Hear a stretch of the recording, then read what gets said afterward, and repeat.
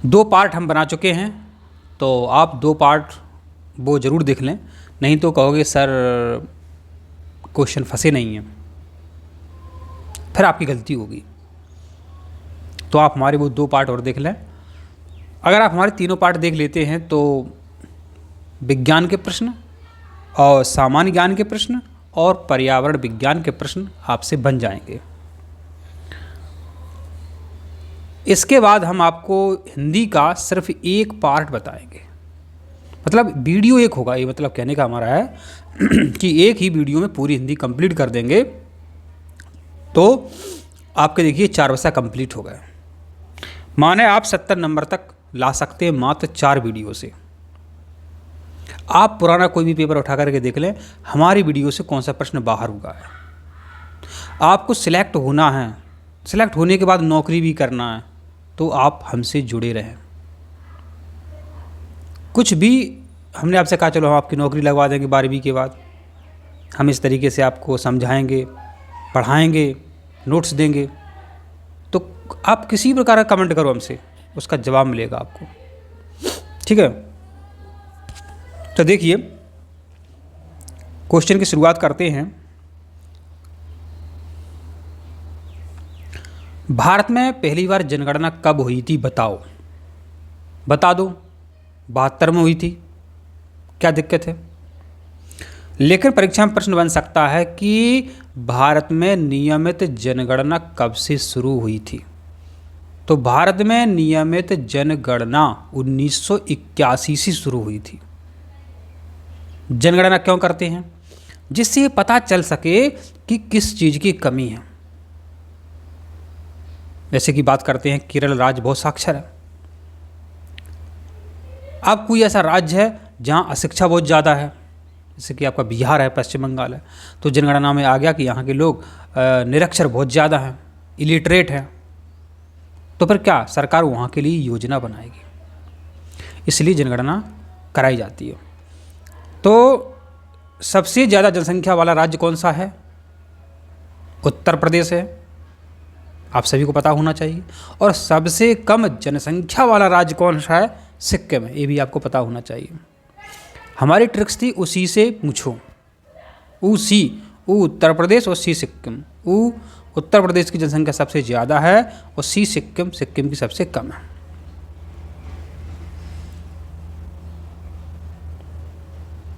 अब प्रश्न है कि लानोस घास के मैदान, लानोस घास के स्थल कहाँ पर आपको मिलेंगे?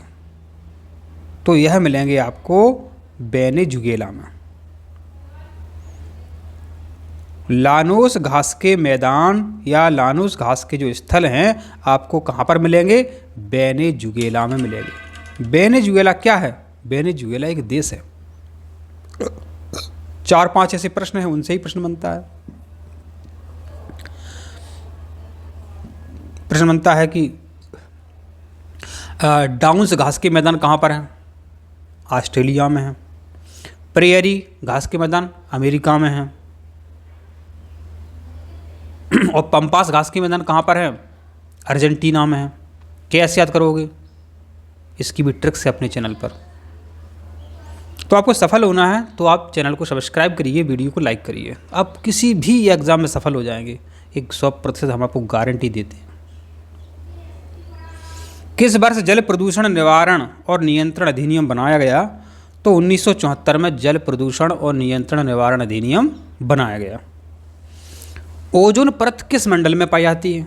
ओजोन परत पाई जाती है आपकी समताप मंडल में, जो कि हमसे 25 से 35 किलोमीटर ऊंचाई पर है, जो हानिकारक परावैंगनी किरणों को, अवरक्त किरणों को रोक लेती है और हम तक नहीं पहुंचने देती है, और हम हज़ारों बीमारियों से बच जाते हैं। तो ओजोन परत को नुकसान नहीं पहुंचाना चाहिए। आप कहोगे सर तो हम भी चाहते हैं कि हमारा भी इसमें योगदान हो ओजोन परत को बचाने में, तो कैसे बचा सकते हैं अपन? क्लोरोफ्लोरोकार्बन जो गैस है जिसे हम CFC बोलते हैं, उसका उत्सर्जन ना करें। शादियों में आप जो स्प्रे उड़ाते हैं उसमें CFC होती है, उससे ओजोन परत को हानि पहुंचती है। ओजोन परत अपने लिए बहुत काम की है। अच्छा, ओजोन का सूत्र पूछ ले कभी आपसे, तो ओजोन का सूत्र है O3। ओजोन का सूत्र है O3।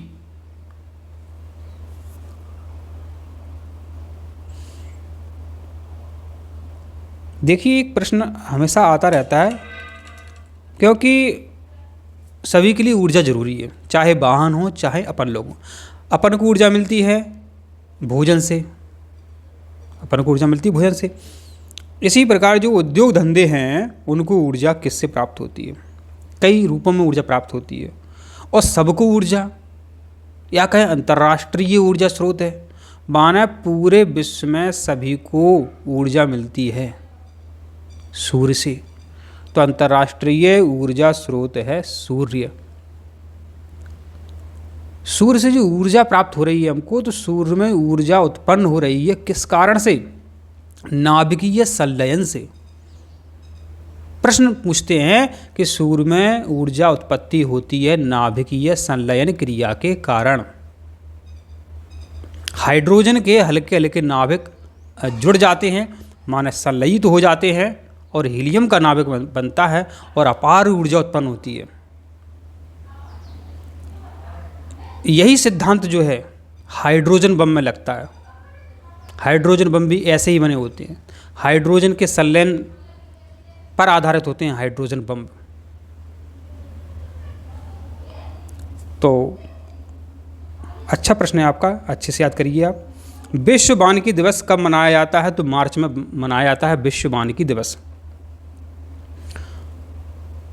प्रश्न पूछते हैं कि मध्य प्रदेश का एकमात्र जिला है जहां पर सफ़ेद सिर पाए जाते हैं, रीवा में। अच्छा, टाइगर स्टेट किसे कहते हैं? अपने मध्य प्रदेश को कहते हैं। सोयाबीन प्रदेश किसे कहते हैं? अपने मध्य प्रदेश को कहते हैं, क्योंकि सोयाबीन बहुत होती है अपने यहाँ, तो सोयाबीन स्टेट कहते हैं।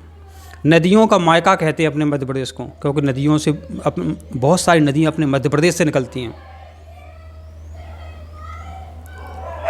तो इससे बहुत सारे प्रश्न आपके बनते हैं अपने मध्य प्रदेश से, कि मध्य प्रदेश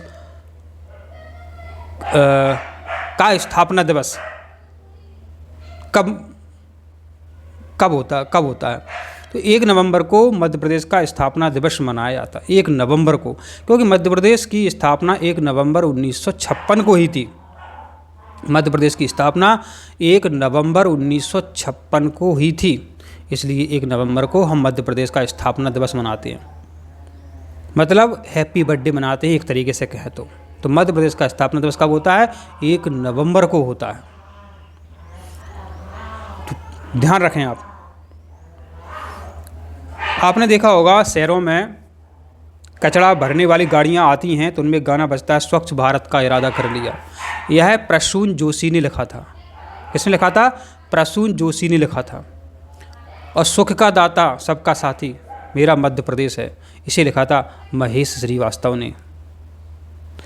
राष्ट्रीय गान जो है जन गण मन अधिनायक जय हे, ये रविन्द्रनाथ टैगोर ने लिखा था। जो राष्ट्रगीत है आपका वंदे मातरम, वो बंकिम चंद्र चटर्जी ने लिखा था। इन्हीं से प्रश्न बनता है, अलग से आपका प्रश्न नहीं आता है।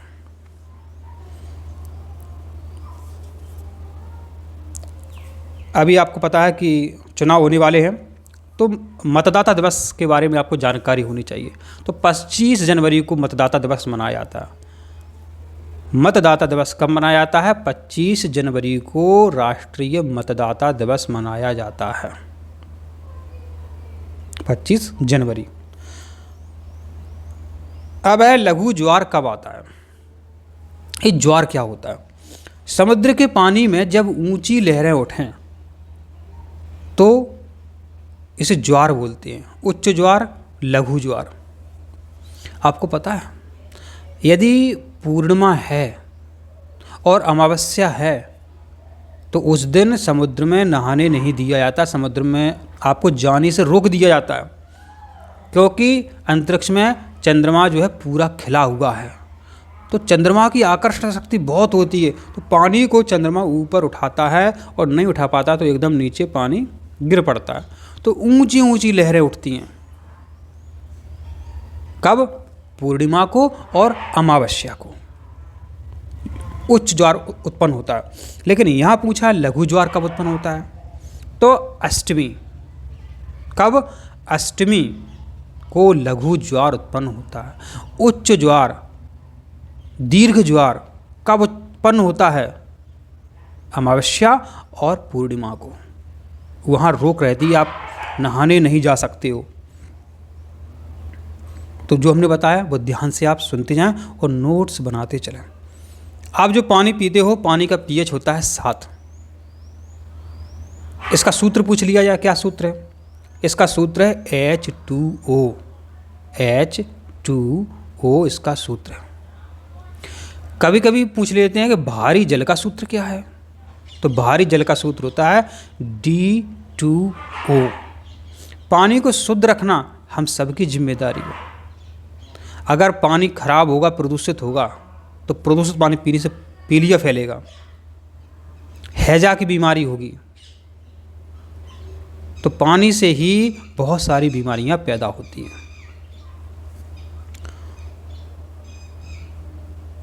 गाँव में रोजगार के लिए सरकार ने योजना बनाई है मनरेगा, जिसमें 100 दिवस के लिए ये अधिकार है मजदूरों को कि वो 100 दिवस का उनको काम मिलेगा। अगर 100 दिवस का काम उनको नहीं मिल पाए तो उनको फिर फ्री में पैसे दिए जाते हैं। तो 100 दिवस का काम उनको मिलता है। आप सभी को पता है कि मोटर वाहन, मोटर गाड़ियाँ बनाने वाला शहर है अगर कोई, तो उसको किस नाम से पुकारा जाता है? डेट्राइट के नाम से पुकारा जाता है। और अपने मध्य प्रदेश के किस शहर को डेट्राइट कहते हैं? तो पीथमपुर को कहते हैं। पीथमपुर कहाँ है? पीथमपुर आपके धार जिले में है। यह भी पूछ सकते हैं। मरणोपरांत भारत रत्न पुरस्कार से सम्मानित होने वाले देश के पहले व्यक्ति कौन थे? लाल बहादुर शास्त्री थे। ताशकंद समझौता किसके समय हुआ? लाल बहादुर शास्त्री के समय हुआ। तो ये आपको यहाँ पर याद रखना। अब मेरे प्यारे बच्चों, आपसे पूछा है कंप्यूटर के जनक कौन है? तो कंप्यूटर के जनक है चार्ल्स बेबेज। आपको पता है, आप कंप्यूटर में कुछ भी सर्च करो तुरंत कंप्यूटर बता देता है। तो कंप्यूटर बाबा सब जानते हैं। कंप्यूटर बाबा सब जानते हैं। कंप्यूटर का आविष्कार, कंप्यूटर की खोज या कंप्यूटर के पिता कहते, तो कंप्यूटर पर सबसे ज़्यादा कार्य, विकास में सबसे ज़्यादा कार्य चार्ल्स बेबेज ने किया था। कंप्यूटर बाबा, इससे अपन याद रख सकते हैं बेबेज। तो कंप्यूटर के जनक हैं, कंप्यूटर के पिता हैं बेबेज। कंप्यूटर बाबा बेबेज। भारत का सबसे बड़ा सम्मान कौन सा है? भारत रत्न, जिसकी अभी चर्चा कर रहे थे। भारत का सबसे बड़ा सम्मान है भारत रत्न। यदि हम बात करें कि शौर्य वीरता का सबसे बड़ा सम्मान है, तो वो है आपका परमवीर चक्र। जो फौजी होते हैं, सैनिक होते हैं, तो इनको वीरता के लिए परमवीर चक्र दिया जाता है। पूछते हैं कि भारत भवन कहाँ है? तो भारत भवन आपका भोपाल में है। बच्चे गलती से यहाँ दिल्ली लगा देते हैं, तो भारत भवन कहाँ है? भोपाल में है।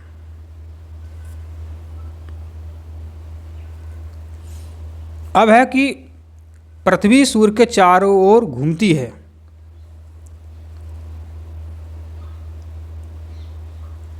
कितने दिनों में? तो 365.25 दिन पृथ्वी सूर्य के चारों ओर एक चक्कर लगा लेती है। कितने दिनों में? 365 दिन में चक्कर लगा लेती है। 365.25 दिन। पूछ सकते हैं कि पृथ्वी पर दिन रात क्यों होते हैं?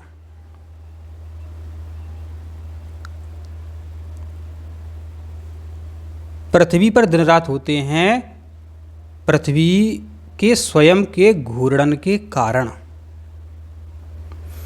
और पृथ्वी पर जो मौसम देखते हैं आप, वर्षा ऋतु, ग्रीष्म ऋतु, यह ऋतुएं क्यों होती हैं? सूर्य के चारों ओर परिक्रमा करने से, परिक्रमण से।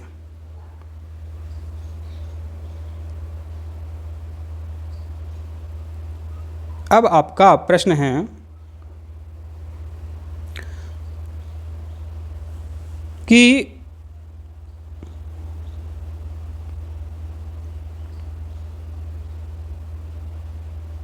सबसे बड़ा ग्रह कौन सा है? बृहस्पति सबसे बड़ा ग्रह है, सबसे छोटा ग्रह है आपका बुध। प्रश्न ऐसा भी बनता है, अच्छा ग्रह क्या होते हैं? जो सूर्य के चारों ओर चक्कर लगाते हैं उन्हें ग्रह कहते हैं, और ग्रहों की संख्या 8 होती है। ऐसा ग्रह है एक जिसके चारों ओर वलय पाई जाती है, जिन्हें हम सुदर्शन वलय कहते हैं, शनि ग्रह। ग्रहों की संख्या है आपकी 8। सुबह का तारा या भोर का तारा या कहें पृथ्वी की बहन है शुक्र ग्रह, बहुत इंपॉर्टेंट है। सुबह का तारा, भोर का तारा किसे कहते हैं? शाम का तारा किसे कहते हैं? शुक्र ग्रह को कहते हैं। प्रश्न ऐसा ही बन सकता है कि सबसे गर्म ग्रह कौन सा है? शुक्र ग्रह सबसे गर्म ग्रह है। तो आप याद रखें, उपग्रह के बारे में प्रश्न बनता है। जो ग्रह के चारों ओर चक्कर लगाते हैं उन्हें उपग्रह कहते हैं। जैसे चंद्रमा एक उपग्रह है। चंद्रमा क्या एक उपग्रह है? पृथ्वी का प्राकृतिक उपग्रह है चंद्रमा। चंद्रमा क्या है? एक उपग्रह है।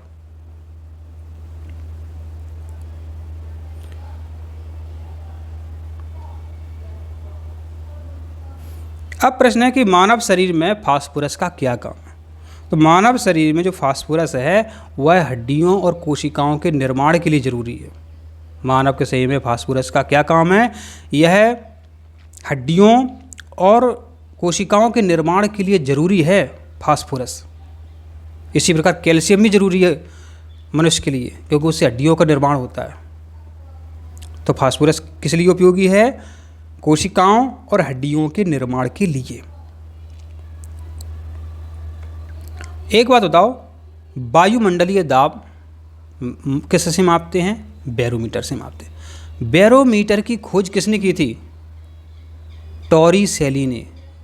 बैरोमीटर यंत्र किसने बनाया था? टॉरिसेली ने।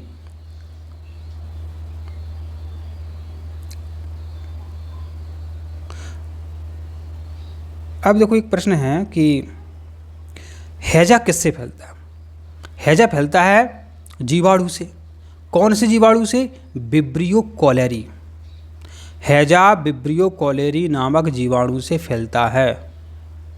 कभी वो नाम देते हैं विब्रियो कॉलेरी, या सीधा लिख देते हैं कि हैजा फैलता है बैक्टीरिया से, वायरस से, प्रोटोजोआ से, तो बैक्टीरिया से।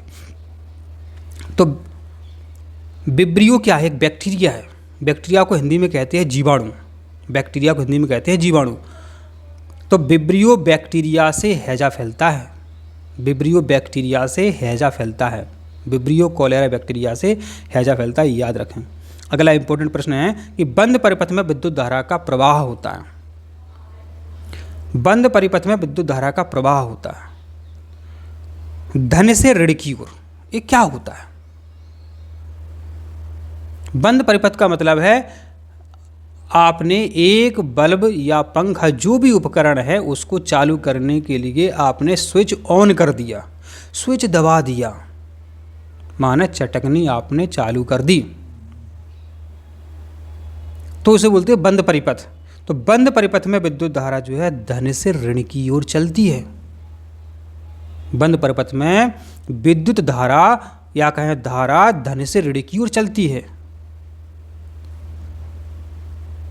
ठीक, माना जो आवेश है वो धन से ऋण की ओर जाता है।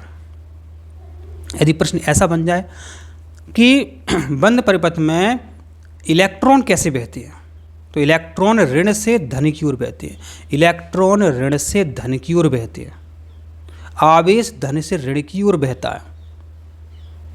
और घुमाएंगे आपसे भी, प्रश्न ऐसा बनाएंगे कि बंद परिपथ में विद्युत धारा बहती है ऋण आवेश के विपरीत दिशा में, तो बात तो वही हुई, जैसे कि बंद परिपथ में विद्युत धारा धन से ऋण की ओर जाती है और इलेक्ट्रॉन ऋण से धन की ओर जाते हैं। इधर से इलेक्ट्रॉन जा रहा है, तो इधर से इलेक्ट्रॉन जा रहा है, तो इसके विपरीत ही तो इधर को आ रही है विद्युत धारा, जिसको हम आवेश कहते हैं, धनावेश कहते हैं। खाद्य श्रृंखला में हरे पौधे क्या होते हैं? हरे पौधे उत्पादक होते, सभी को पता है, प्रोड्यूसर होते हैं, यही ऊर्जा बनाते हैं। यही नहीं होते तो क्या होता? उत्पादकों का होना जरूरी है। अब जो उत्पादक होते हैं, हरे पेड़ पौधे होते हैं, इनको जो खाने वाले जीव होते हैं वो शाकाहारी कहलाते हैं। अब शाकाहारी जो जीव हैं उनको खाने वाले मांसाहारी कहलाते हैं, जो सबको खा जाए वो सर्वाहारी कहलाते हैं। और जीव जंतु मर जाते हैं तो वो सड़ते हैं, वो विलगित होते हैं, वो सड़ते हैं, वो विलगित होते हैं, उनसे खाद बनती है, उनसे ह्यूमस बनता है। तो खाद या ह्यूमस बनाने वाले कौन होते हैं? अपघटक। अपघटक कौन होते हैं? जीवाणु हैं, कवक हैं, बैक्टीरिया हैं, ये अपघटक होते हैं। अपघटक कौन होते हैं? कई बार पूछा जाता है, जीवाणु, कवक और बैक्टीरिया, ये सड़े गले पदार्थों को खाद में, ह्यूमस में परिवर्तित कर देते हैं।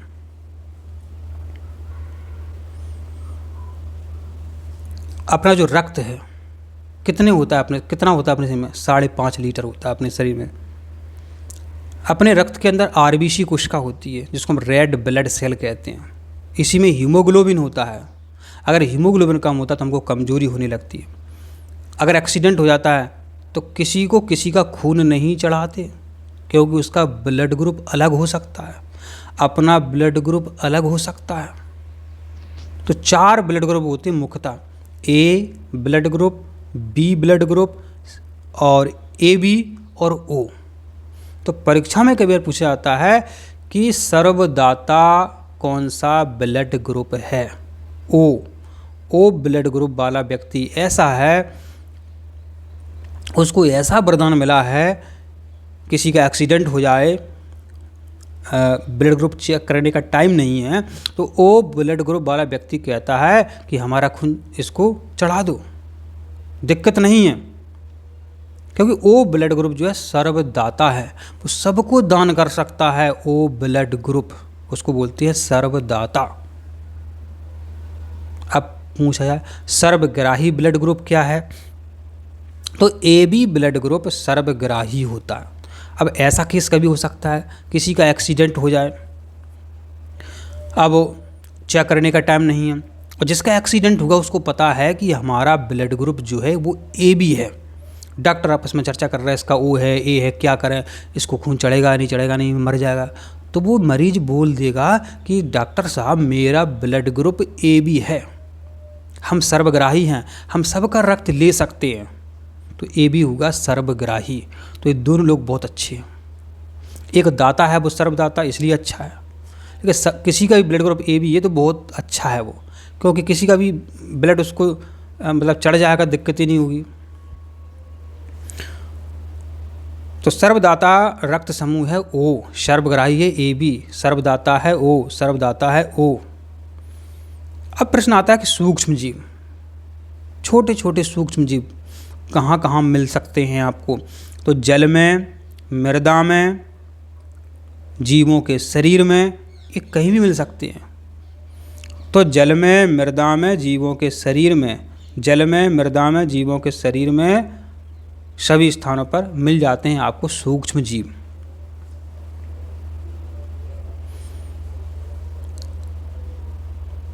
एक कोशीय जीव बताओ।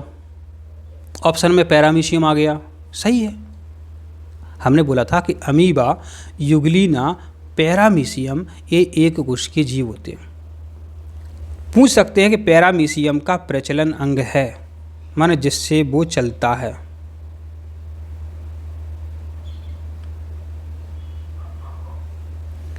तो ऐसे प्रश्न देखो पेपर में पूछे जाते हैं। अब प्रश्न आता है कि वायु के सापेक्ष कांच का अपवर्तनांक है। वायु के सापेक्ष कांच का अपवर्तनांक है, कांच का अपवर्तनांक है। अब देखो ऑप्शन में 2/3 और 3/2 रहेगा, परीक्षाओं तक भूल जाओगे कि 2/3 सही है या 3/2 सही है, इसको आप कैसे याद रखोगे।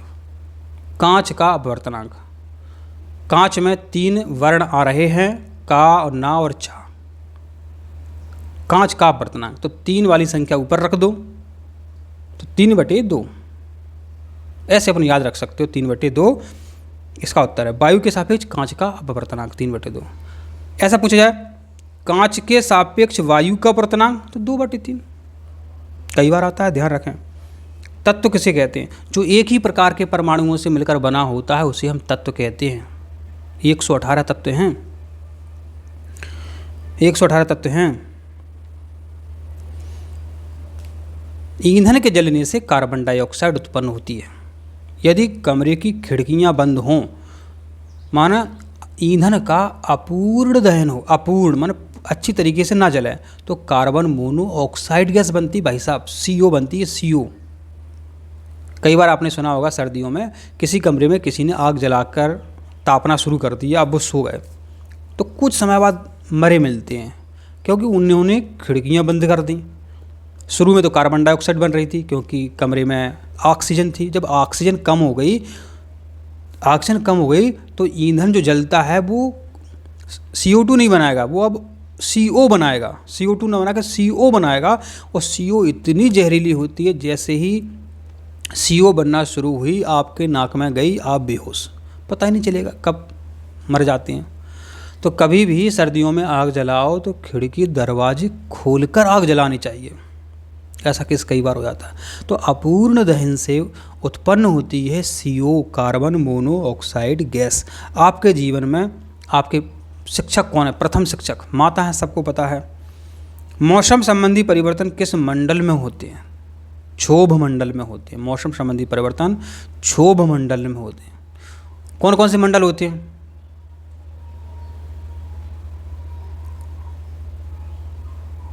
क्षोभ मंडल, समताप मंडल, आयन मंडल।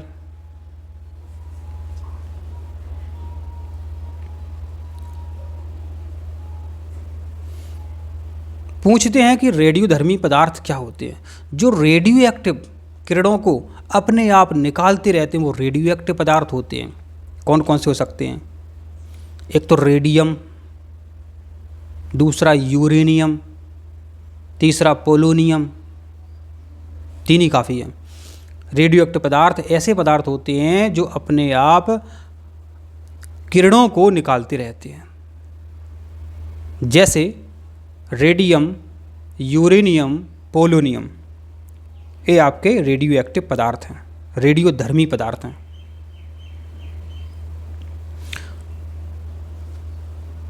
वन्य संरक्षण प्राणी सप्ताह मनाया जाता 2 से 6 अक्टूबर।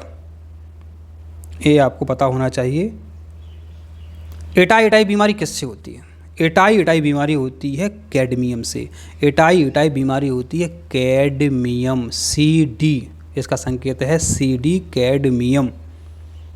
समुद्र में ऊंची ऊंची तरंगें उठती हैं कभी कभी, क्या कहलाती हैं? सुनामी। कभी सर्च करना, लाखों लोग मारे जाते हैं सुनामी से। बहुत ऊंची ऊंची तरंगें उठती हैं, उन्हें कहते हैं सुनामी।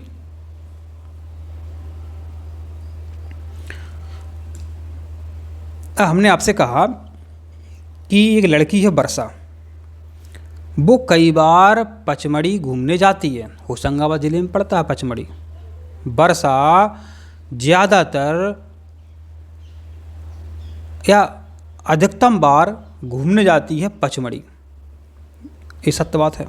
लेकिन इससे प्रश्न भी बनता है कि मध्य प्रदेश में सबसे अधिक वर्षा वाला स्थान है पचमढ़ी। मध्य प्रदेश में सबसे अधिक वर्षा होती है पचमढ़ी में। कहाँ पर पड़ता है? होशंगाबाद ज़िले में। पचमढ़ी की गुफाएं भी बहुत फेमस हैं।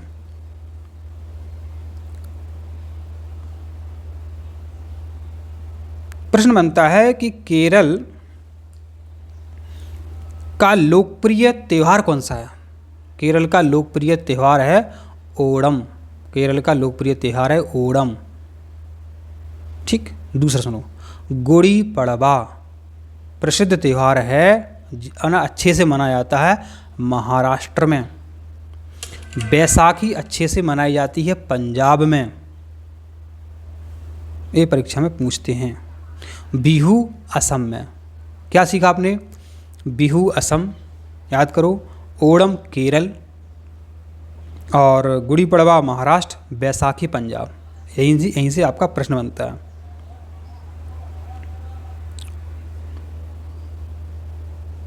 केरल में एक अभयारण्य है पेरियार। कई बार वो पूछते हैं आपसे कि पेरियार कहाँ है? केरल में है। केरल में ओणम है। ओणम त्यौहार मनाया जाता है। भारत की रक्षा सेनाओं का प्रमुख सेनापति कौन होता है? राष्ट्रपति जी होते हैं। हीरा कहाँ मिलता है? पन्ना मिलता है। प्रश्न आता है कि मध्य प्रदेश के ग्वालियर का किला किस नाम से जाना जाता है? जिब्राल्टर। यानी इतना अच्छा किला है कि इसको जिब्राल्टर कहते हैं। किलाओं का रत्न कहते हैं ग्वालियर के किले को। कभी घूमने जाना, किलाओं का रत्न जिब्राल्टर किला कौन कहलाता है? ग्वालियर का किला कहलाता है। अपने देश में युवा दिवस कब मनाया जाता है? 12 जनवरी को मनाया जाता है। स्वामी विवेकानंद जी के जन्म दिवस के अवसर पर 12 जनवरी को युवा दिवस मनाया जाता है। आप सभी को पता है, आप योग करते हैं उस दिन। गांधी जयंती 2 अक्टूबर को होती है। गांधी जयंती मनाई जाती है 2 अक्टूबर। और 22 अप्रैल को पृथ्वी दिवस मनाया जाता है। 11 अक्टूबर को अंतर्राष्ट्रीय बालिका दिवस मनाया जाता है। विश्व स्वास्थ्य दिवस 7 अप्रैल को मनाया जाता है। जैन ए अवेस्ता पुस्तक किस धर्म की है? पारसी धर्म की है। कई बार प्रश्न आया कि टेलीफोन के आविष्कारक कौन है? उत्तर तो आपने पढ़ लिया 2-3 बार, लेकिन भूल जाते हैं कि टेलीफोन के आविष्कारक हैं Graham Bell, Alexander Graham Bell. कैसे याद रखोगे? जब टेलीफोन की घंटी बजती है, टेलीफोन की बेल बजती है, टेलीफोन की बेल बजती नहीं बजती है, तो इससे अपन याद रख सकते हैं। ऑप्शन में देखो बेल कहाँ रखा है। एक ऑप्शन में बेल लिखा मिलेगा, ग्राहम बेल। टेलीफोन की बेल बजती है तो बेल से अपन बेल याद रख सकते हैं, Graham Bell. Doctor APJ Abdul Kalam को मिसाइल मैन भी कहते हैं और इन्होंने पुस्तक लिखी थी। उस पुस्तक का नाम था the wings of fire. The wings of fire. Ramayana के रचयिता हैं महर्षि वाल्मीकि, सबको पता है। रामचरितमानस के रचयिता हैं तुलसीदास जी। और मेघदूत के रचनाकार हैं कालिदास। मध्य प्रदेश का सबसे बड़ा शहर है इंदौर। वाणिज्यिक राजधानी है इंदौर। वित्त निगम है इंदौर। मिनी मुंबई कहते हैं इंदौर।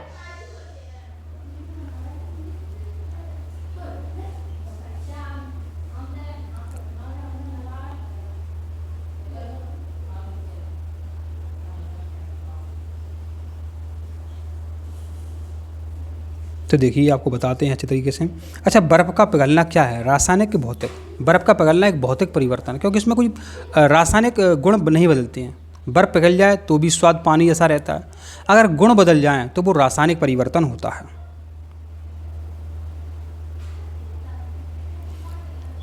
तो जो हम आपको बताते हैं वो आपको अच्छे से आने चाहिए। प्रश्न पूछ सकते हैं कि प्राथमिक उपभोक्ता किन्हें कहते हैं? शाकाहारी जीवों को प्राथमिक उपभोक्ता कहते हैं, शाकाहारी जीवों को। कौन कौन से? गाय, हिरण, खरगोश। विटामिन D की कमी से रिकेट्स नामक रोग हो जाता है। ब्रेल पद्धति क्या होती है? जिनको आंखों से दिखता नहीं है वो उंगली की सहायता से ऐसे पढ़ते हैं, वो ब्रेल पद्धति होती है।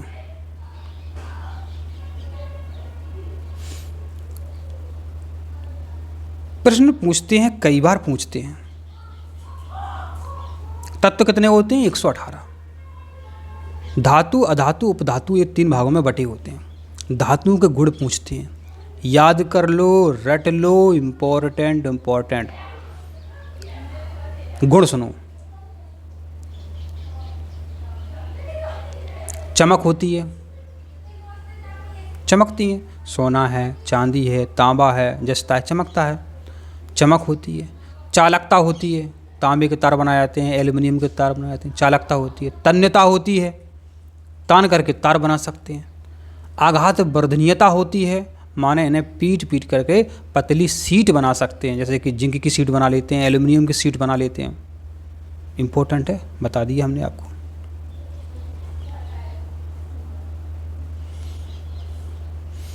प्रश्न पूछते हैं कि परावर्तन क्या है, अपवर्तन क्या है। जब प्रकाश की चमकीली किरण जब प्रकाश की किरण किसी चमकीली सतह से टकराती है तो वापस उसी माध्यम में लौट जाती है, इसे प्रकाश का परावर्तन कहते हैं। परावर्तन के गुण पूछते हैं। तो परावर्तन कोण का मान और आपतन कोण का मान हमेशा बराबर होता है। परावर्तन कोण और आपतन कोण का मान हमेशा बराबर होता है, कई बार पूछा जाता है। नहीं कहोगे सर बताया नहीं आपने। जो विद्युत बल्ब होते हैं उनके जो फिलामेंट है, उनकी जो स्प्रिंग है वो टंगस्टन से बनी होती है। किससे? टंगस्टन से बनी होती है। और आपको पता है यदि कैथोड किरणें टंगस्टन से टकराती हैं तो एक्स किरणें उत्पन्न होती हैं। प्रश्न बनता है कि विद्युत चुम्बकीय तरंग का उदाहरण है एक्स किरणें। एक्स किरणों की खोज की थी रोंटजन ने। एक्सरा करते हैं एक्स किरणों की सहायता से। कितनी इंपॉर्टेंट जानकारी हम आपको बताते हैं। विद्युत बल्ब का फिलामेंट बना होता है वो टंगस्टन का, याद रखें। दूसरी बात, हीटर की स्प्रिंग बनी होती है नाइक्रोम की। हीटर की स्प्रिंग नाइक्रोम की बनी होती है।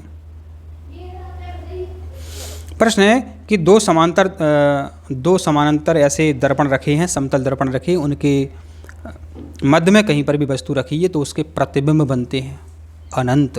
कितने बनते हैं? अनंत बनते हैं।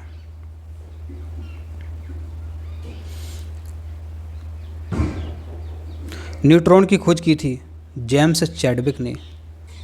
इलेक्ट्रॉन की थॉमसन ने। कैसे याद रखोगे? ईंट पर नाच।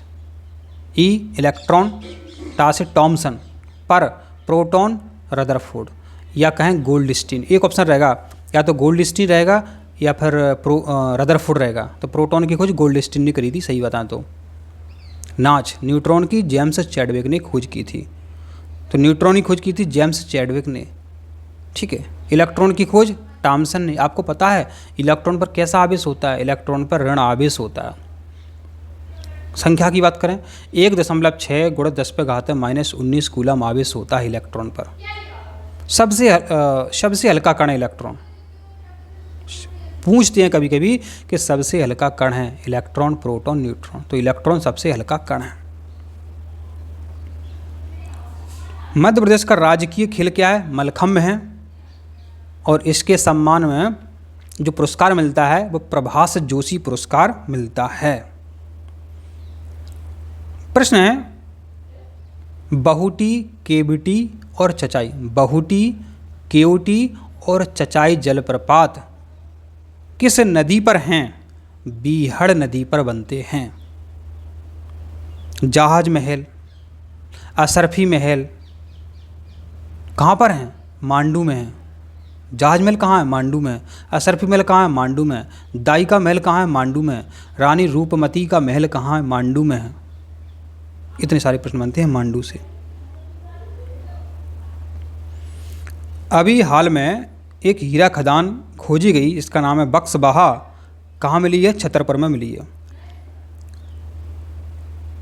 भोपाल का नाम किस राजा के नाम पर रखा गया? राजा भोज के नाम पर रखा गया। राजा भोज किस वंश के थे? परमार वंश के थे। यह शासन कहाँ पर करते थे? इनका शासन कहाँ था? धार जिले में इनका शासन था। यह परमार वंश के राजा थे। भोपाल का तालाब इन्होंने ही बनवाया था।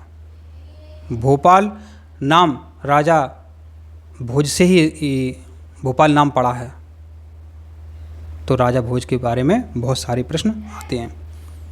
संत संगाजी ताप विद्युत परियोजना किस जिले में है? खंडवा जिले में है। इंदौर अपनी औद्योगिक नगरी है और वाणिज्यिक नगरी है। इंदौर औद्योगिक नगरी है और वाणिज्यिक नगरी है। सबसे ज़्यादा जनसंख्या कहाँ की है? इंदौर की है। नरेंद्र हिरवानी मध्य प्रदेश के थे और एक क्रिकेट खेलते थे, ये आपको पता होना चाहिए। प्रश्न पूछते हैं कभी कभी कि निमाड़ का प्रसिद्ध लोक नृत्य क्या है? निमाड़ का प्रसिद्ध लोक नृत्य है आपका गणगौर। काठी भी निमाड़ में होता है। मध्य प्रदेश में मटका और माछ, मध्य प्रदेश में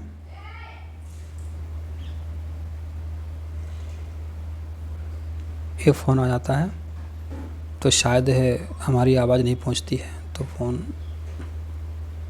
कट जाने दो। आप सभी ये लिख लीजिए करें, इनके नोट्स बनाएं आप, इनसे ही आपको पेपर में सब कुछ मिलेगा। 3 आपके वो हैं, तो काठी एवं एक नृत्य और है गणगौर, यह निमाड़ में प्रसिद्ध है। मटका और माछ, फोन वाले मान ही नहीं रहे हैं, ब्लॉक करना पड़ेगा उनको।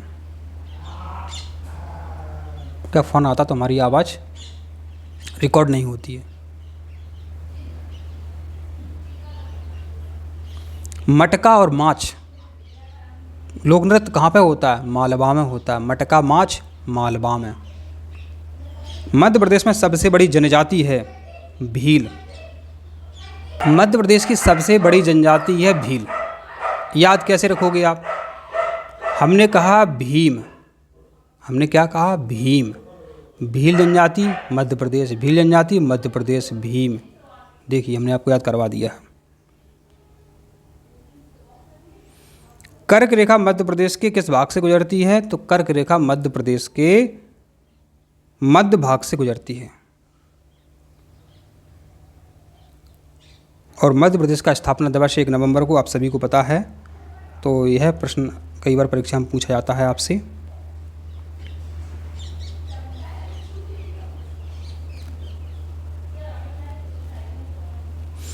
पारिस्थितिकी तंत्र शब्द दिया था एजी टेंसले ने, ये भी हम आपको बता चुके हैं।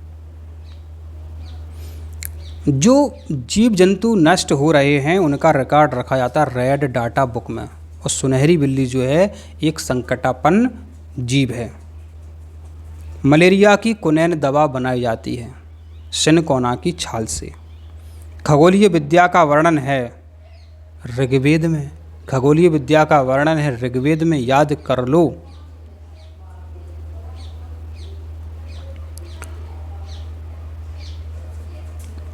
अब है पृथ्वी की सबसे बाहरी परत जहां मानव रहते हैं उसको कहते हैं स्थल मंडल। अब है पृथ्वी के भूपर्पटी भाग में पिघला हुआ चट्टानी पदार्थ ठंडा होकर बनाता है आग्नेय शेल। अब है वायुमंडल में सर्वाधिक कौन सी गैस पाई जाती है? नाइट्रोजन। वायुमंडल में ऑक्सीजन कितने प्रतिशत होती है? 21%। कौन सा जीव किसानों का मित्र कहा जाता है? केंचुआ। पर्यावरण को स्वच्छ रखने में 5R सिद्धांत कौन सा शामिल नहीं है? तो उपयोग कम करिए, उपयोग कम करिए, इसका कोई मतलब नहीं है 5R में। 5R में शामिल कौन कौन से हैं? लिख लो नोट्स में। Refuse, reduce, reuse, repurpose and recycle. PCRA का पूरा नाम है पेट्रोलियम संरक्षण अनुसंधान संघ। मध्य प्रदेश राज्य का वन के मामले में, वन क्षेत्रफल के मामले में पहला स्थान है। सबसे कम वन हरियाणा में है, ये भी आपको पता होना चाहिए। पॉलीथीन बनाई जाती है एथीन से, जिसको हम एथिलीन कहते हैं। जो आप सब्जियां लेने जाते हो पॉलीथीन, उसी की बात हो रही है। पॉलीथीन एथिलीन से बनाई जाती है, एथीन से बनाई जाती है।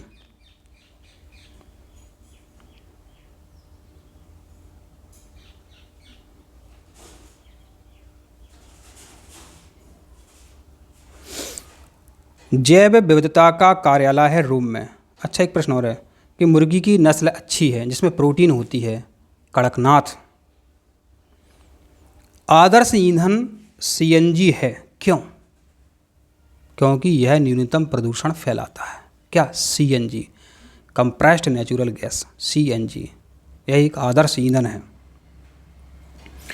जैव विविधता का अंतर्राष्ट्रीय कार्यालय रोम में है। पुष्प की अभिलाषा किसने लिखी? माखन लाल चतुर्वेदी ने लिखी। ऐसा कहें हम कि पुष्प की अभिलाषा है माखन खाने की। पुष्प की अभिलाषा क्या है? माखन खाने की।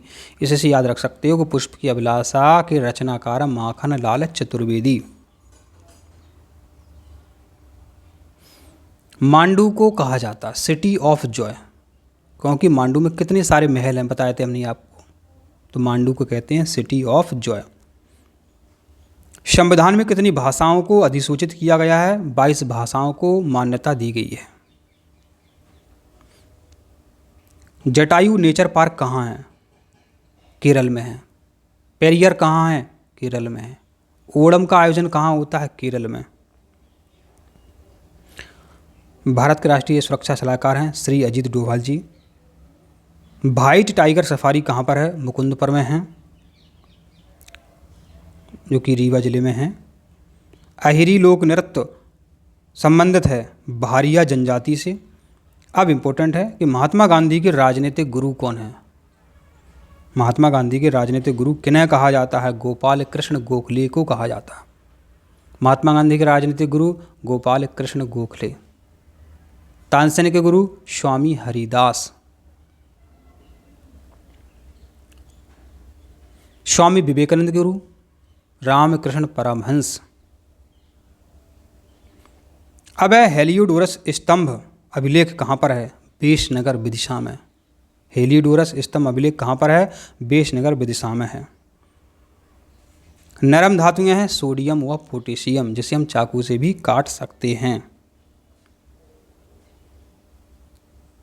आयरन किससे प्राप्त होता है? आयरन प्राप्त होता है मैग्नेटाइट से या हेमेटाइट से, याद कर लो, दोनों में से एक आएगा।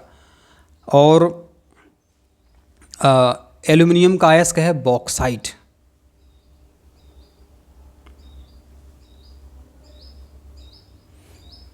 अब है उत्तरी गोलार्ध में दिन रात किस दिनांक को बराबर होते हैं? 21 मार्च। अब है अग्निशामक यंत्र में कौन सी गैस उपयोग होती है? Carbon dioxide gas.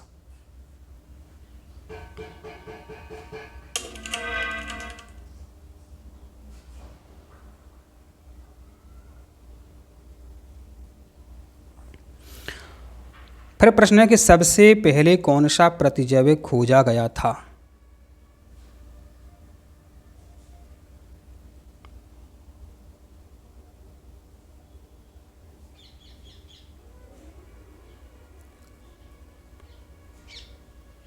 प्रश्न है आपका कौन सा कि सबसे पहले कौन सा प्रतिजैविक माने एंटीबायोटिक खोजा गया था? पेनिसिलिन।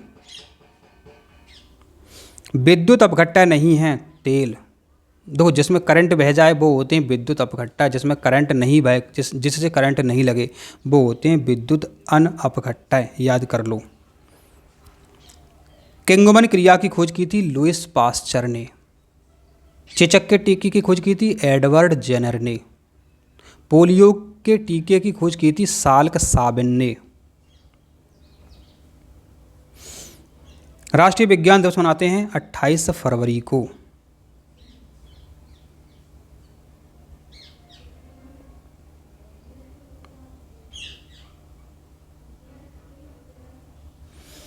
प्रश्न पूछते हैं कि कौन सा तत्व ई कचरे को प्रकृति में खतरनाक बनाता है? तो प्लास्टिक है, बहुत ही खतरनाक है। वायु प्रदूषण से होने वाले रोग हैं अस्थमा है, तपेदिक है। अस्थमा और तपेदिक सांस की बीमारी होती है, ये वायु प्रदूषण से हो जाती है। कैक्टस पौधा है, मरुभूमि पौधा है जो कि रेगिस्तान में मिलता है। भारत में वृक्षों का आदमी कहते हैं सुंदरलाल बगुड़ा को, आप सभी को पता है। ओजोन गैस पाई जाती है आपकी समताप मंडल में। कौन सी वस्तु प्रकाश के लिए अपारदर्शी है? लकड़ी, सभी को पता है। गहरे रंग के बादल कहलाते हैं टॉर्नेडो। प्रश्न है कि कौन पर्यावरण में अजैविक कारक नहीं है। आपको पता होना चाहिए जैविक कौन होते हैं, अजैविक कौन होते हैं। अजैविक कारक वे होते हैं जिनमें जीवन ना हो, जल, हवा, भूमि अजैविक कारक हैं। जैविक कारक पौधे, जीव जंतु आदि। खगोलीय विद्या का वर्णन है ऋग्वेद में, आप सभी को पता है। वन्यजीव सुरक्षा अधिनियम पारित किया गया था 1972 में। आदर्श ईंधन है एलपीजी, शायद वहाँ गलत बता गए हम। आदर्श ईंधन है एलपीजी, लिक्विफाइड पेट्रोलियम गैस। आदर्श ईंधन है एलपीजी, सही कर लेना, वहाँ शायद गलत बोल गए हम। आदर्श ईंधन कौन सा है? एलपीजी है। लाइकेन किस गैस का सूचक है? SO2, sulphur dioxide. यह भी बहुत मोस्ट इंपॉर्टेंट है, कई बार आता है। भारत का सबसे बड़ा राष्ट्रीय उद्यान है हेमिस। हेमिस कहाँ पर है? लद्दाख में है।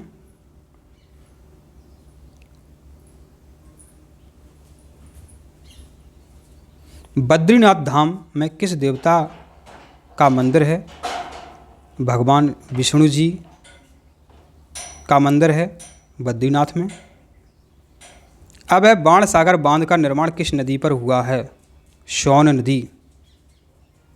संयुक्त राष्ट्र संघ की स्थापना हुई थी 24 अक्टूबर 1945। जूट कहाँ पर ज़्यादा पैदा होता है? पश्चिम बंगाल में। एकलव्य पुरस्कार दिया जाता है जूनियर खिलाड़ियों को। भारत में पहला परमाणु परीक्षण किया गया था पोखरण में। मध्य प्रदेश की सीमा 5 राज्यों को स्पर्श करती है, जिनमें छत्तीसगढ़ है, महाराष्ट्र है, राजस्थान है, उत्तर प्रदेश है, गुजरात है। सूती कपड़े का उत्पादन किस शहर में होता है? अहमदाबाद में होता है, इसलिए अहमदाबाद को मैनचेस्टर कहते हैं। भारत और श्रीलंका के बीच कौन सी खाड़ी है? मन्नार की खाड़ी है। मध्य प्रदेश का राजकीय खेल कौन सा है? मलखम्ब है। और प्रभास जोशी पुरस्कार दिया जाता है। अपन वो लिखते हैं ना अपना पता, वहाँ पर भरते हैं, पिन नंबर भरते हैं अपन, वो 4 से शुरू होता है, ध्यान रखें। मध्य प्रदेश की साड़ियाँ फेमस हैं, चंदेरी की साड़ियाँ फेमस हैं। और चंदेरी में एक मेला लगता है, जागेश्वरी देवी का मेला लगता है, यह भी आपको पता होना चाहिए। खाने को कई दिनों तक सही रखने के लिए, माने संरक्षित रखने के लिए प्रयुक्त पदार्थ हैं, माने संरक्षक पदार्थों के नाम आपको सीखने हैं। सोडियम बेंजोएट, साधारण नमक, सिरका। खाद्य पदार्थों का संरक्षक है, खाद्य पदार्थों को खराब होने से बचाने वाला है सोडियम बेंजोएट, साधारण नमक, सिरका। अब प्रश्न है कि हीलियम नियोन आर्गन है अक्रिय गैस हैं। हीलियम नियोन आर्गन है अक्रिय गैस हैं। एक कौन से समूह में होती हैं? 18वें समूह में होती हैं।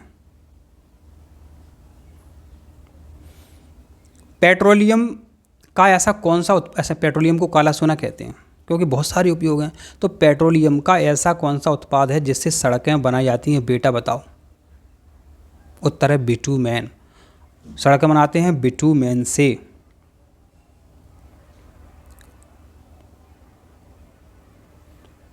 हमने आपको बताया था प्राकृतिक बहुलक और कृत्रिम बहुलक। स्टार्च सेल्यूलोज प्राकृतिक बहुलक है, सेल्यूलोज है प्राकृतिक बहुलक, ऐसा प्रश्न आता है। कृत्रिम बहुलक नाइलॉन, पॉलीथीन, पीवीसी के पाइप, तो ये आपको पता होना चाहिए।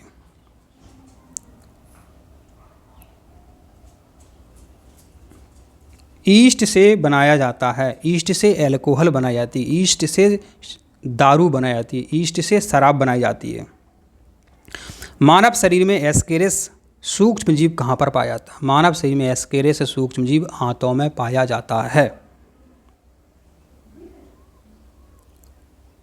द्विविखंडन के द्वारा जनन होता है अमीबा में। विखंडन से जनन होता है अमीबा में।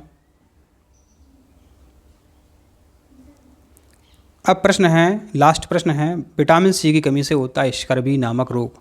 विटामिन बी की कमी से बेरी, डी की कमी से रिकेट्स, और विटामिन के की कमी से होता है रक्त का थक्का ना बनना। तो देखिए, यह प्रश्न आपसे पूछे जाते हैं, बहुत ही ये सरल प्रश्न थे। आशा करते हैं वीडियो आपको समझ में आया है।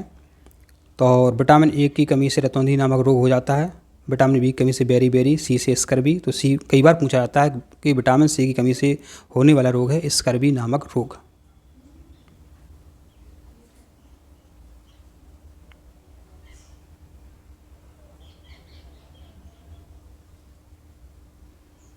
तो विटामिन सी की कमी से होने वाला रोग है स्कर्वी। आशा करते हैं आपको वीडियो समझ में आया है। आप चैनल को सब्सक्राइब करें, वीडियो को लाइक करें। स्वस्थ रहें, खुश रहें।